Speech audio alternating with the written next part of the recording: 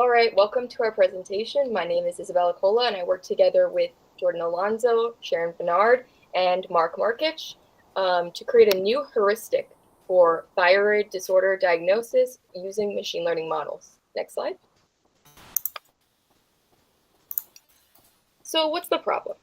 Even though civilization has advanced in its clinical diagnostic and treatment tools, many people suffer from thyroid disorders. And unfortunately, 10% of the population that do suffer from often undiagnosed or even misdiagnosed common forms of thyroid disorders.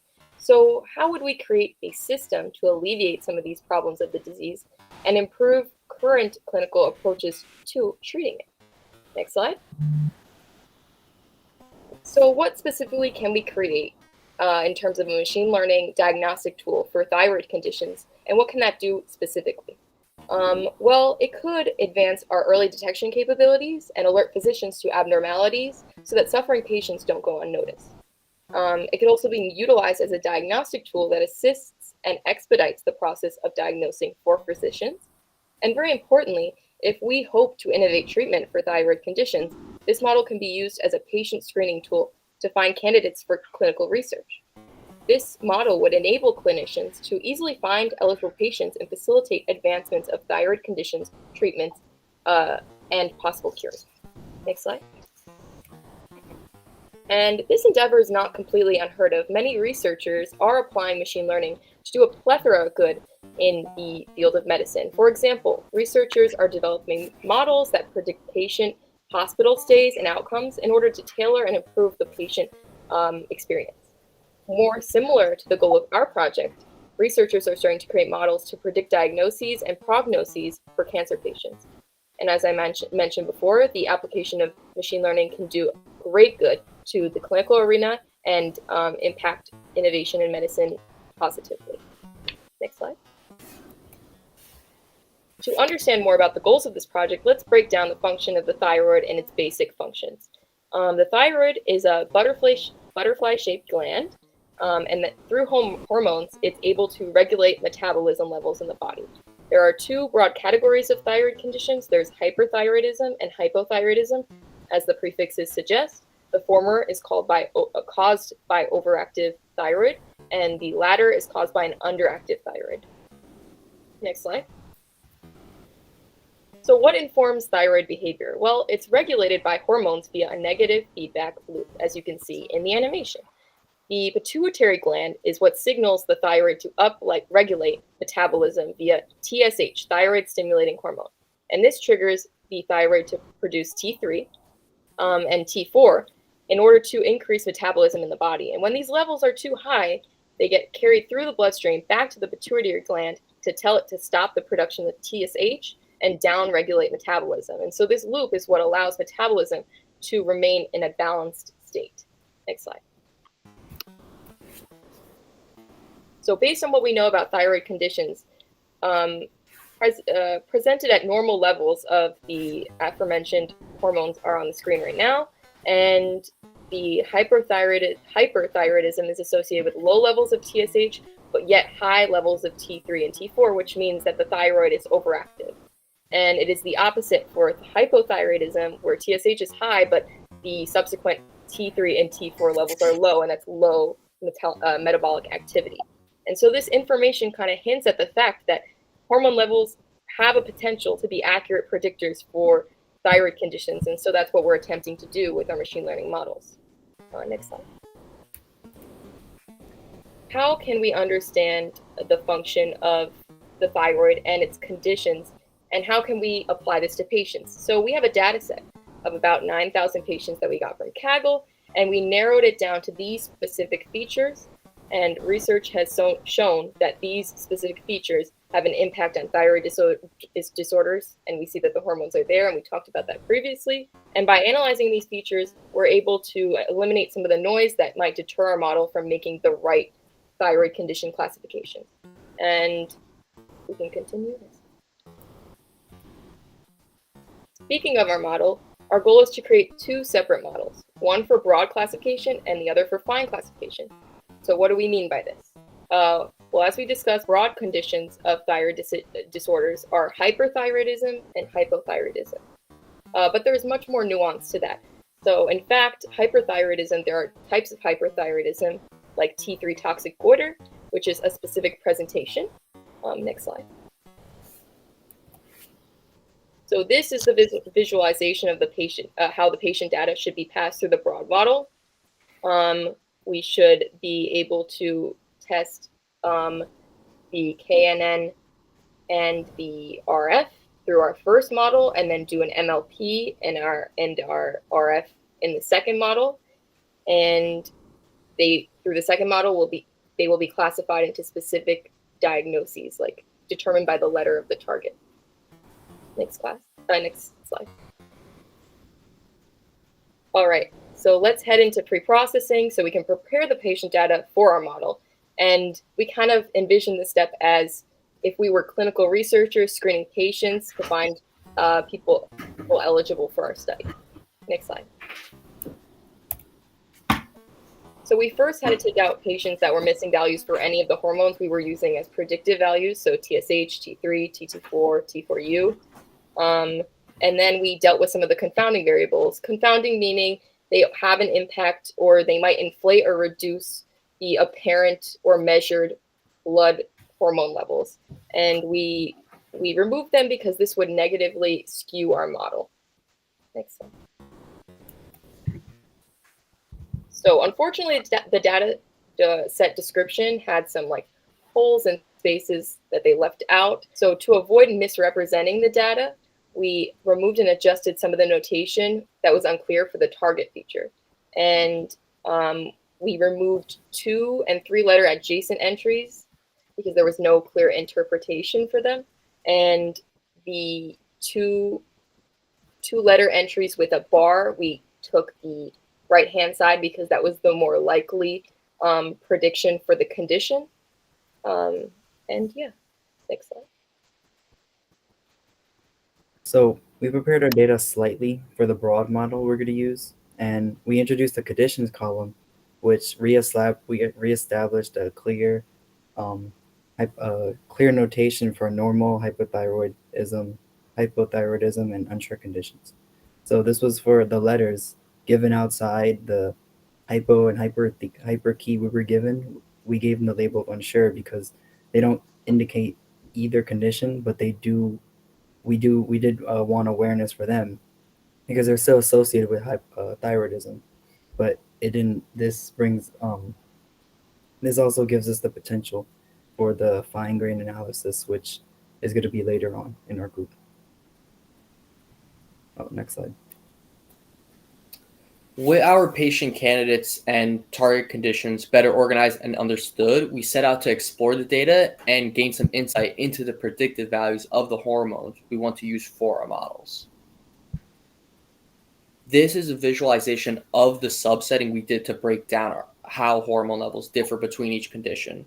And if it is consistent with the existing literature, for example, will the TSH data levels be lower in hypothyroid patients compared to normal patients, as that is a marker for hyperthyroidism. Why a box plot? Well, we'd like to elucidate the degree of predictability for each of our hormones, TSH, T3, TT4, and T4U, for visualizing these patterns.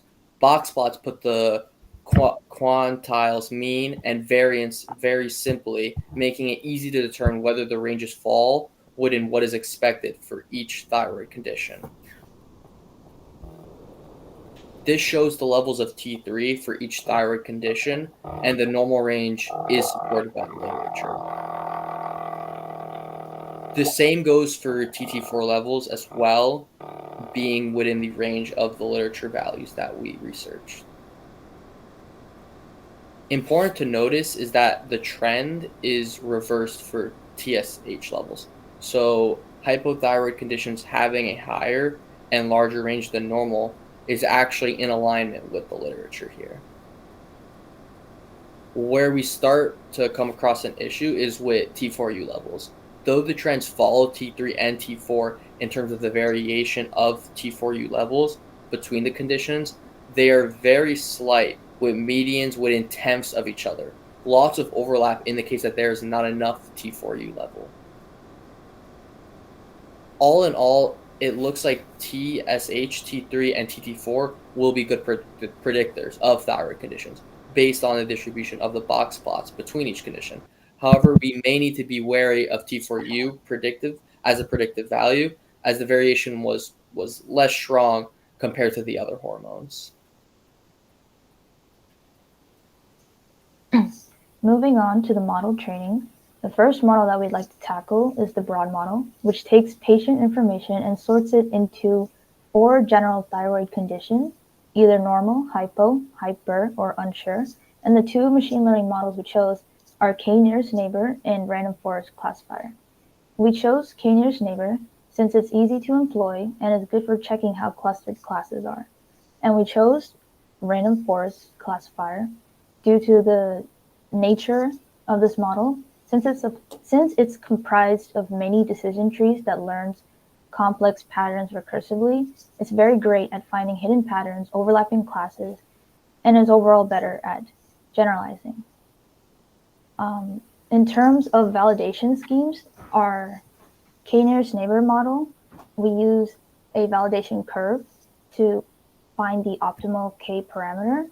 And for our random forest classifier, we use K-fold cross-validations with 5 folds to optimize random forest parameters such as number of trees, depth, and to just balance our data set. Next slide. Oh, the next slide.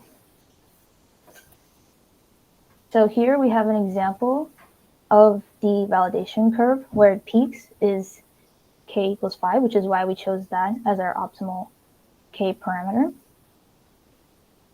Next slide. So over here is one of the main methods to determine model performance. This is a confusion matrix, the purpose of which is to compare predicted values to actual values. Along the diagonal lines are all the correct predictions. Anything above the diagonals are false positives, where, for example, we diagnose someone with hyperthyroidism when they're actually a normal patient. And when you compare the two, the K-nearest neighbor has more false positives than the random forest, which shows that K-nearest neighbor has higher misclassification of disorders and rare classes such as hyperthyroidism. Next slide. Here is a second model we use to determine performance. This is a classification report, and it quantifies how well the model is performing. For example, precision shows how often was the model's prediction correct, and recall shows how good a model is at predicting all patients who are sick. So here for K-nearest neighbor, there is a pretty big drop between the training hypothyroid recall and testing hypothyroid recall, which shows that less than half of the hypothyroid patients were correctly classified. Next slide. Here, random forest classification shows better accuracies, less performance drops, and it actually improves on the hypothyroid drop that we saw previously with K-nearest neighbor. For these reasons, we chose random forest classifier as our strongest model. So we will move along with these outputs for the fine model.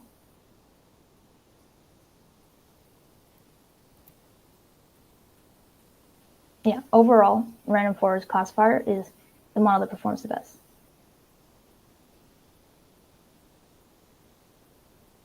So moving on to the fine models, some inaccuracies from the broad models will be carried down here, but to mitigate this, we have just discarded all normal values in the target.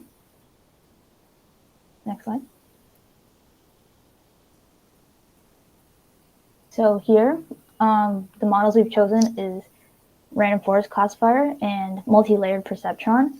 We are sticking with the random forest since it's good at handling imbalanced data and can identify patterns quickly. And we've also chosen MLP since it captures subtle patterns between the different conditions that trees alone can't fully capture.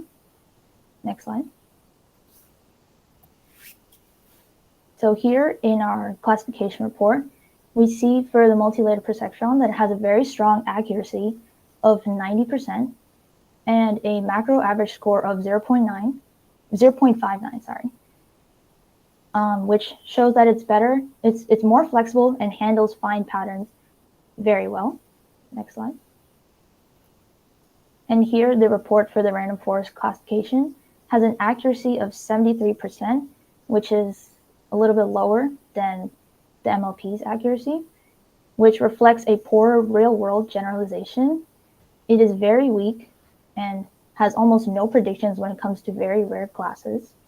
And it has a macro average score of 0.49, which can be attributed to to missing so many of these rare classes. Next slide. Overall, for these reasons, MLP is the stronger model due to better generalizations, less overfitting, and its flexibility to minor classes and complex patterns.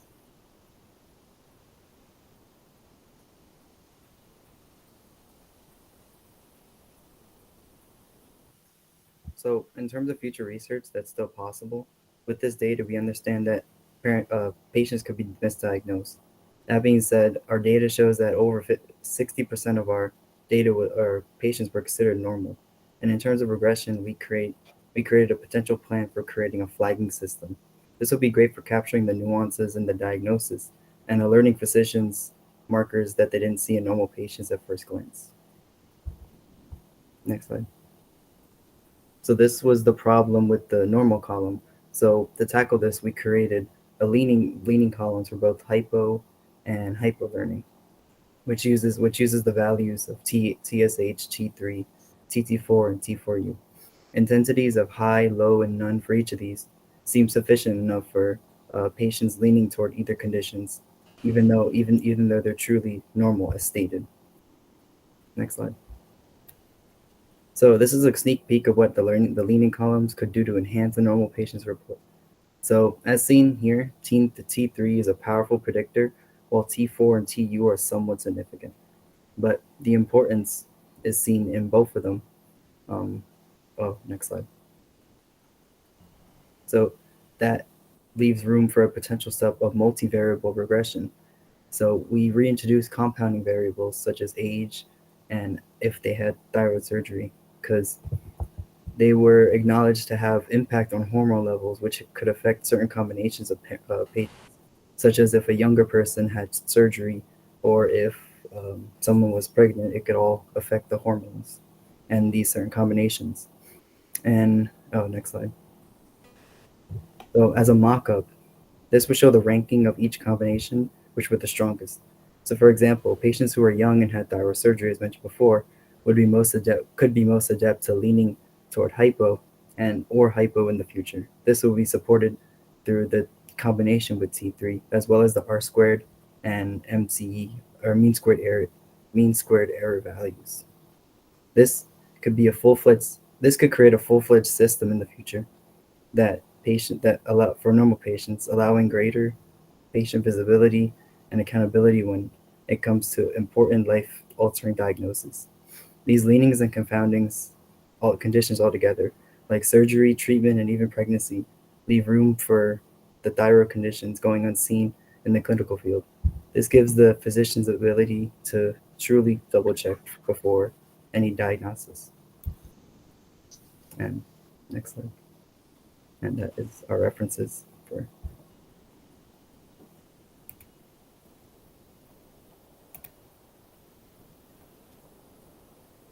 Thank you. Is that it?